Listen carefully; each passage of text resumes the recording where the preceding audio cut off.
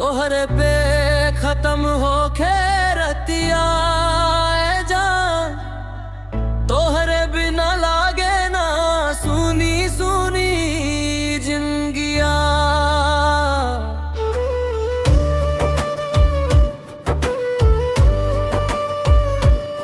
तोहरे हंसी से महके अंगनवा,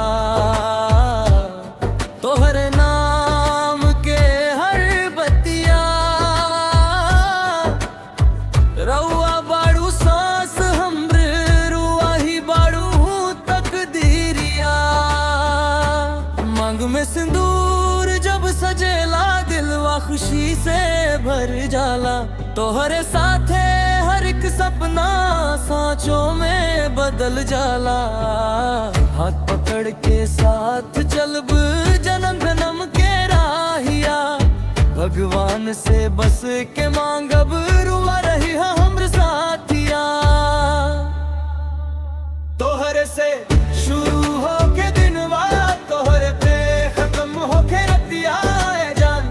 तोहरे बिना लागे ना सुनी सुनी जिंदगिया। तोहरे से शुरू हो के दिनवा, तोहरे पे खत्म हो के रतिया जान।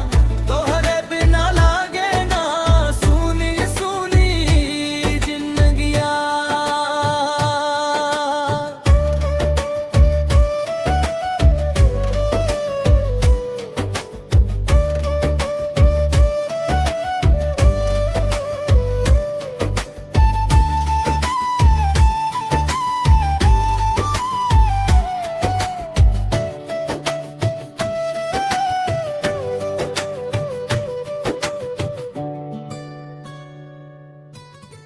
ना सोना चाही ना चांदी चाही, ना चाही धन दौलतिया।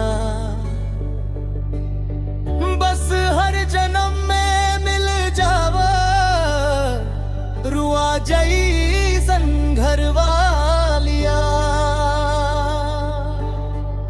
थाकल मन जब घरे अइला, तोहरे चेहरा मुस्काला। सगरी दुख दर्द भूला जाला, जब तू प्यार से बुलाला।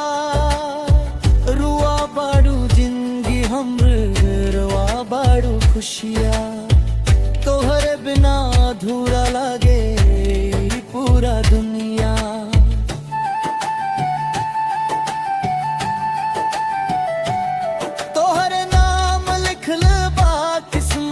तोहरे संग हर सांस, रुआ ही बाड़ू हमर दुनिया। रुआ ही भगवान के जैसे पनिया बिना नदिया, जैसे दीप बिना बाती।